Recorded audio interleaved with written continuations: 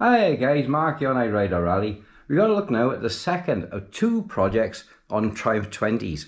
Essentially a Raleigh 20 or a Hercules, a Sun, a Phillips, a Robin Hood.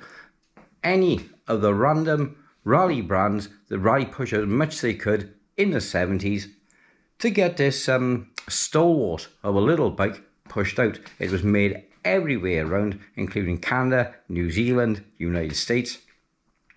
And we're going to look now at the Triumph 20 and talk you through some of the features on this bike and why I think this is the better of the two for an original restoration, not a resto mod.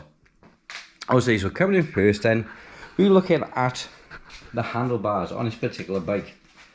As you can tell by moving this, the head bearing is extremely stiff. You could never ride this safely on the road. So the front forks coming out, the bush is cleaned out, the bearing is cleaned in the bottom bracket, head tube bracket bottom bearing is going to be a priority job.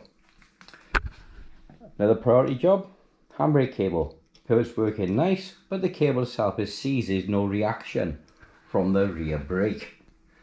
Coming down over our dashboard, we got, it looks like a Raleigh Industries badge on there, but I've never seen the one which is on there before. I can't make it out properly. We'll come back to that and see what it says.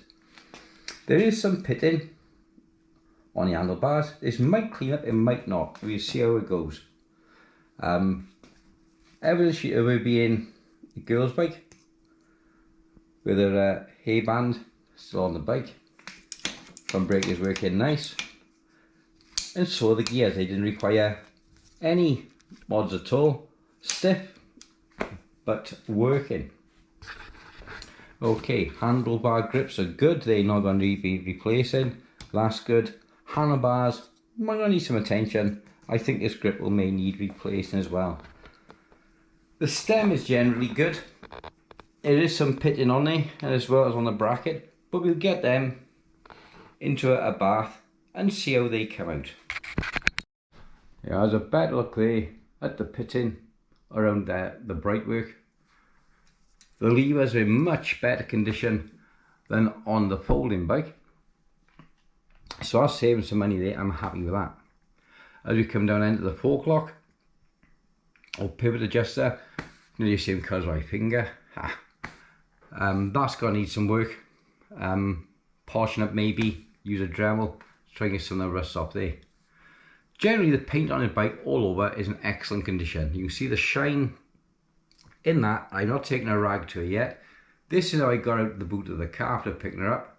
So she's had no polishing at all. It's a lovely colour red. I don't know what red is. Rowan, if you're watching this, I need some help. I think it might be carmine red. I don't know. It's like a burgundy red metallic. So obviously the colour on the camera is different to what it is in real life. And there's some damage down the fork and needs addressing, and the hubs are in perfect condition. The wheels spin really well, they're nice and true. All the bolts need this kind of some sort of finish has come over the aluminium, same as the spokes, so they're going to need a lot of work. All the tyres are cracked on both the bikes, so I assume the inner tubes are gone as well. So there's tyres and tubes on both the bikes, and the Raleigh record. As for the rims, let's have a little look here. Let's have a look at this now. You can see the kind of rusting we got on our rims. We're just going to a little squirt of WD-40 on this now. Let's soak on for a second and see if any other rust.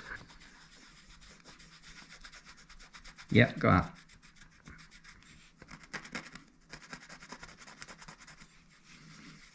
These might come up rather nice with a bit of TLC, bit of going over with a Dremel. I think these look lovely. Look at that. That's just a spot of WD-40, and look how well they would come up just in that area by there already. Okay, so let's have a look at the rest of the bike. Okay, so coming down the mudguard, everything you see, she's completely undamaged, beautiful condition, perfect candidate. I think it helps go to make this bike a perfect candidate for restoration. The frame is lovely coming down. There's some scuffing on here which I want to paint in.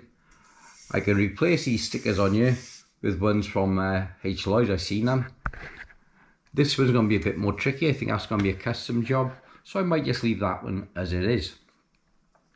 Pedals. They spinning nice. The original Union pedals. A little bit of play in the pedals here, but the cranks itself, I can't get both hands on because I'm holding the camera, but the cranks are lovely and smooth as well.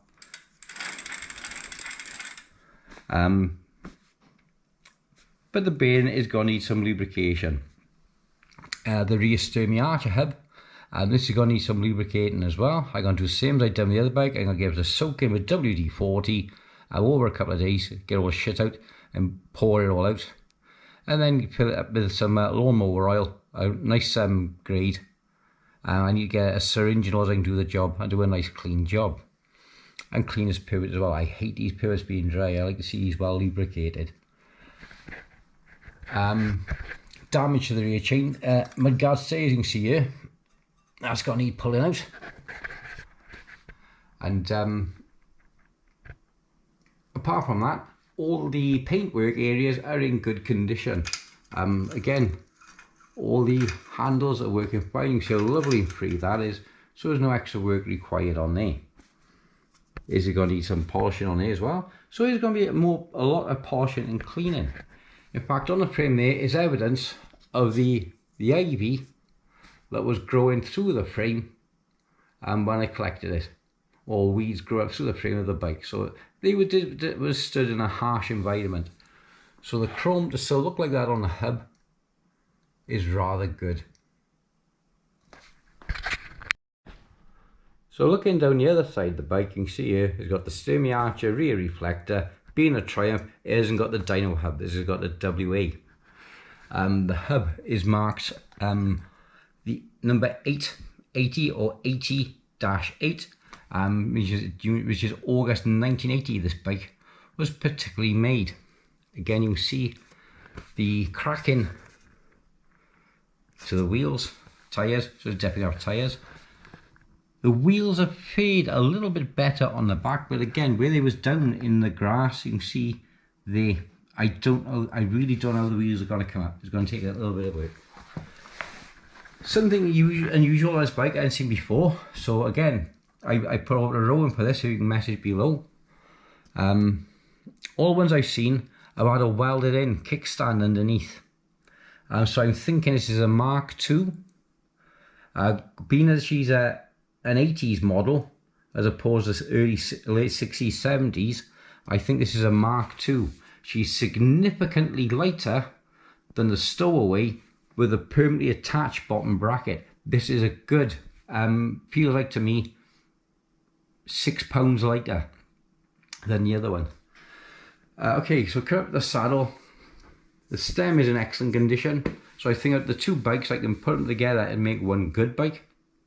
I make one into a resto mod, which is what I'm looking at. The Brooks' saddle, she's in excellent condition, apart from, unfortunately, is broken on the side by here. So I think I'm going to be knocking up Rowan again on that one. For a nice little saddle for this. So we come back down through the frame on the side again. Bearings are running lovely in the pedals. Again, I don't think this bike has had hardly any run at all. When you look at the bottom bearings, etc., they're in fabulous condition. And so is the rest of the bike. You'd expect to see stone chips and things like this on the mudguards, and the majority of the damage is on the forks where the bikes was actually stored against each other, which I think is a bit of a shame. Other than that, the bikes would have been fantastic if I got my hands on them 10 years ago when they was put out to pasture. So okay then guys, I hope you're enjoying this little video. A primary inspection of what we're going to do with this bike. We may end up taking the hub out and putting it into a new rim. It'd be cheaper than getting them re-chromed, etc. So that's one option on the cards. And I shall see you on the next one. hit the notifications bell up in the left hand side of the screen for updates on what's coming up on the repairs on the bikes. The next video is going to be on the 84 Superb. I'm going to get out for a run, I haven't had a chance. And we're going to also have a look at giving us a light overhaul to see if I can get any use out of it at all before I go in depth and stripping this one. I already got the 61 Superb stripped, ready to go for painting. I just got to get the money together for that. And so we might be doing this one next. And while the Superb is away for painting. Okay guys, so thanks for watching. Hit the old share, like and subscribe and the notifications bell, as will let you know when I drop my next video. And comment below anything you want to see, anything I miss. If you know why that has got a different bottom bracket. Oh, incidentally, this as well. The fender is spring mounted, not bolted in. Never seen that before.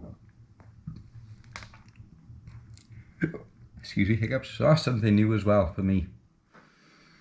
Okay guys, see you on the next one.